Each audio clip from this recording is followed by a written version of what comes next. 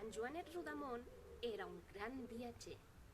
Viatge que viatjaràs va anar a parar al país amb el des al davant. «Però quina mena de país és aquest?», va preguntar un home que prenia la fresca sota un arbre. L'home, per tota resposta, va treure's de la butxaca una navalla i la hi va ensenyar ben oberta al palmell de la mà. «Veu això?» «Sí, és una navalla». «Doncs ja l'has pifiada, això és una desnavalla, és a dir, una navalla amb el des al davant. Serveix per fer créixer els llapisos quan s'han gastat i a les escoles és molt útil». «Magnífic», va dir en Joanet, «i què més?» «Doncs també tenim el despenjarrobes». «Deu voler dir el penjarrobes». «El penjarrobes serveix de ben poca cosa si no hi teniu abrics per penjar-hi. Aquí no cal penjar res, tot està ja penjat. Al qui li cal un abric, se n'hi va i el despenja.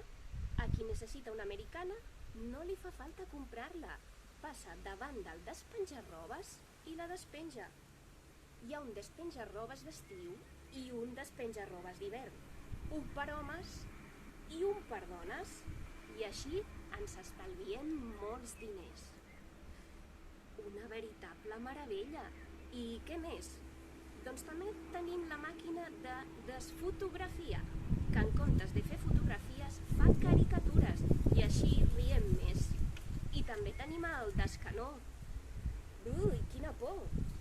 «I ara, el descanó és el contrari del canó i serveix per desfer les guerres. I com funciona? És facilíssim. Fins un nen el pot fer anar. Si hi ha guerra, toquem la destrompeta, disparem el descanó i ja tenim la guerra desfeta. Quina meravella, el país amb el des al davant».